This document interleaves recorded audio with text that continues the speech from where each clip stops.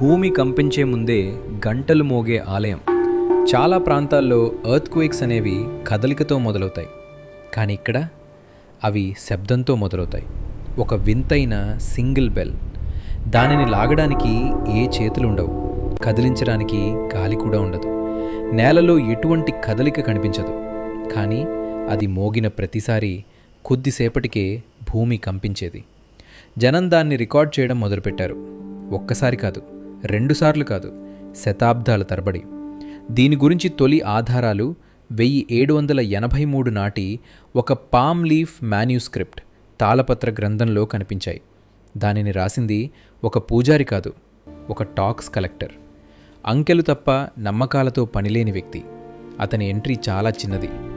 భూమి కంపించడానికి ముందు ఆ కొండపై ఉన్న ఆలయంలోని లోహపు గొంతు రాత్రి 3 సార్లు వినిపించింది. గ్రామస్తులు ఇల్లు వదిలి వెళ్ళిపోయారు. ఆస్తి నష్టం చాలా తక్కువగా జరిగింది. అతను ఏదో ఒక మిరాకల్, అద్భుతం గురించి వర్ణించలేదు, ఒక వార్నింగ్ గురించి రాశాడు. ఏళ్లు గడిచాయి, సామ్రాజ్యాలు మారాయి, భాషలు మారాయి, కానీ ఆ రికార్డులు మాత్రం మారలేదు. వేర్వేరు హ్యాండ్ రైటింగ్, వేర్వేరు సిరా, వేర్వేరు దశాబ్దాలు, కానీ గమనిక మాత్రం ఒక్కటే. మొదట ఆ గంట శబ్దం, తర్వాత ట్రెమర్, భూకంపం. 1819లో ఒక రీజనల్ ఆఫీసర్ ఒక భూకంపం తర్వాత జరిగిన నష్టాన్ని డాక్యుమెంట్ చేశాడు. అతని రిపోర్ట్లో ఒక వింతైన ఫిర్యాదుంది. ముందుగానే గంట మోగడంతో స్థానికులు ఇంట్లో ఉండటానికి నిరాకరించారు. అంతకుముందు జరిగిన అనుభవాల వల్ల వాళ్ళు బయటికే ఉండతామన్నారు. అతనికది చిరాకు తెప్పించింది. ఎందుకంటే జనం ఖాళీ చేయటం వల్ల అడ్మినిస్ట్రేటివ్ కంట్రోల్ దెబ్బతింటుంది. అతనికి ఆ గంట ఒక సూపర్స్టిషన్, మూఢనమ్మకం. కానీ వాళ్ళకది సర్వైవల్, జీవన్మరణ సమస్య. ఇక్కడ ఆశ్చర్యకరమైన విషయం నమ్మకం కాదు, దాని కన్సిస్టెన్సీ.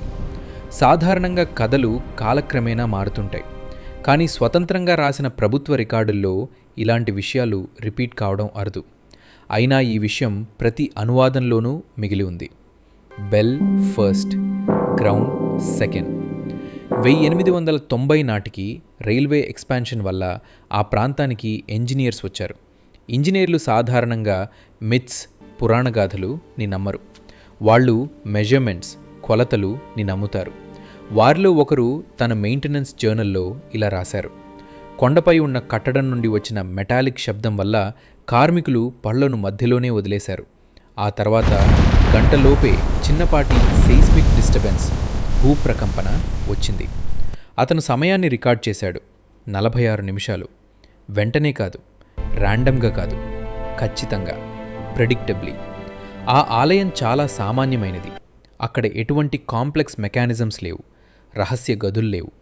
రాతి దూలానికి వేలాడుతున్న ఒక పెద్ద బ్రాంజ్ బెల్ మాత్రమే ఉంది. ఎవరైనా కొడితేనే అది మోగాలి.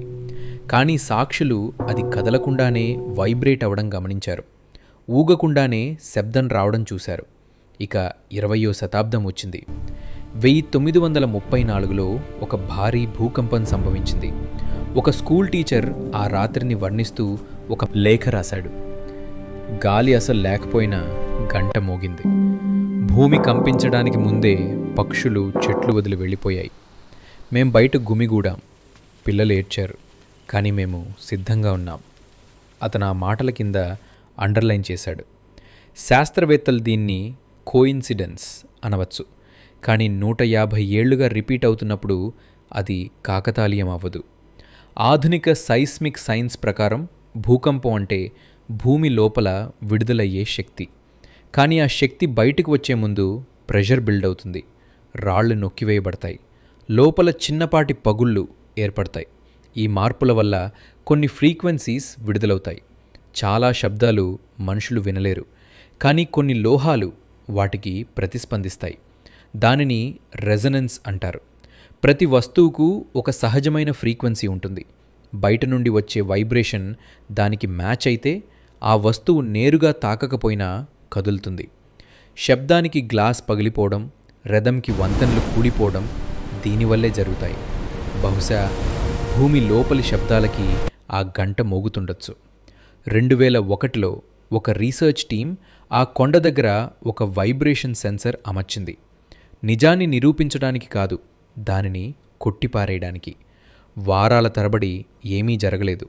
కానీ ఒకరోజు తెల్లవారుజామున ఆ సెన్సార్ భూమి లోపల చిన్నపాటి కదలికలను రికార్డ్ చేసింది. అది మనుషులకు తెలిసేంత పెద్దది కాదు, కానీ కొన్ని సెకండ్ల తర్వాత వారి ఆడియో ఎక్విప్మెంట్ ఒక శబ్దాన్ని రికార్డ్ చేసింది. అదే మెటల్ రెజనెన్స్. ఆ గంట మోగింది. 37 నిమిషాల తర్వాత ఒక మైల్డ్ ట్రెమర్ వచ్చింది. ఈ రిజల్ట్స్ను ఎక్కడా ఎక్కువగా ప్రచురించలేదు, ఎందుకంటే ఒక్క సంఘటన దేన్ని నిరూపించదు. కానీ ఆ రీసెర్చర్ వ్యక్తిగతంగా ఇలా రాశాడు: ఈ కట్టడం ఒక ప్యాసివ్ సైస్మిక్ ఇండికేటర్ లాగా పనిచేస్తుంది. సరళంగా చెప్పాలంటే ఆ ఆలయం భూకంపాలను ఊహించడం లేదు, మనుషులు గుర్తించే కంటే ముందే వాటికి రియాక్ట్ అవుతుంది. భూమి కదిలే ముందే మాట్లాడుతుంది. కానీ అది వినే చెవులు మనకు లేవు. ఆ గంటకున్నాయి. నేటికి ఆ ఆలయం అక్కడే ఉంది. చాలా రోజులు నిశ్శబ్దంగా ఉంటుంది. సందర్శకులకు అది కేవలం రాయి, లోహంగానే కనిపిస్తుంది. అక్కడి ఎటువంటి మాయాజాలం లేదు. కానీ అప్పుడప్పుడు భూప్రకంపనలు వచ్చే ముందు స్థానికులు ఆ మెటాలిక్ శబ్దం విని బయటకొస్తారు. భయంతో కాదు, ఒక గుర్తుగా, మెమరీ. ఎందుకంటే సెన్సార్లు, శాటిలైట్లు రాకముందే ఎవరో ఒకరు చాలా జాగ్రత్తగా విన్నారు, దాన్ని రాసిపెట్టారు. చరిత్ర ఏదో అద్భుతాన్ని కాపాడలేదు, కేవలం ఒక గమనికను కాపాడింది. సైన్స్ ఆలస్యంగా వచ్చింది, కానీ అదే నిజాన్ని తెలుసుకుంది.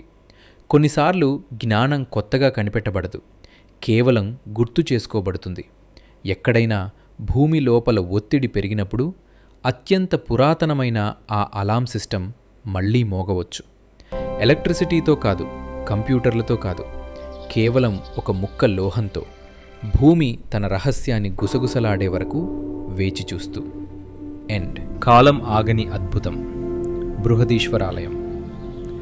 1000 సంవత్సరాల క్రితం ప్రపంచమంతా ఇటుకలు, కలపతో ప్రయోగాలు చేస్తున్న తరుణంలో దక్షిణ భారతదేశంలో ఒక రాజు మనుషులు నిర్మించిన ఒక పర్వతాన్ని ఊహించాడు.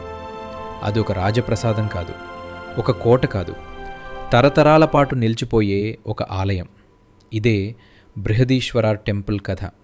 ఇది కేవలం నిలబడటానికి కట్టిన కట్టడం కాదు, కాలాన్ని సైతం ఎదిరించి నిలవడానికి నిర్మించిన అద్భుతం. దీనిని ఎవరు నిర్మించారు?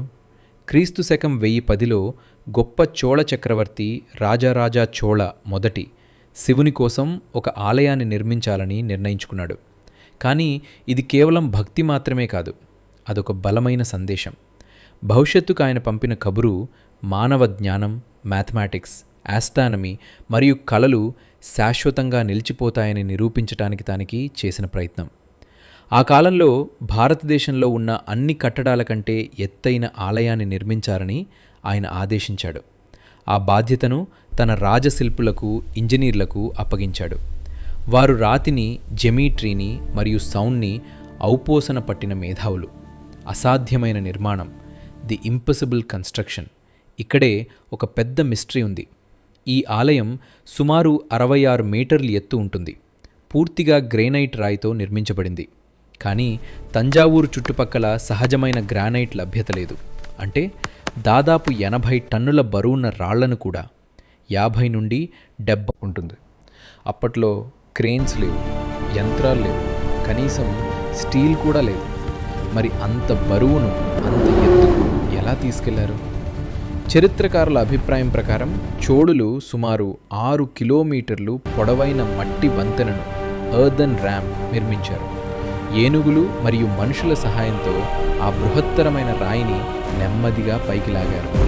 నేటికి ఈ ఇంజనీరింగ్ సొల్యూషన్ గురించి పాఠాల్లో బోధిస్తారు. కాలానికి అందని ఖచ్చితత్వం, ప్రిసిషన్ బియాండ్ ఇట్స్ టైమ్. ఈ ఆలయం కేవలం వాస్తుశిల్పం మాత్రమే కాదు, రాయిపై చెక్కిన గణితం. సూర్యునితో ఖచ్చితమైన యాక్సియల్ అలైన్మెంట్. ఏడాదిలో చాలా రోజులు మధ్యాహ్నం వేళ ప్రధాన గోపురం యొక్క నీడ నేలపై పడదు. శబ్దాన్ని దూరం వరకు మోసుకెళ్లే అకౌస్టిక్ కారిడోర్స్. భూకంపాలను తట్టుకునే ఇంటర్లాకింగ్ స్టోన్ సిస్టమ్.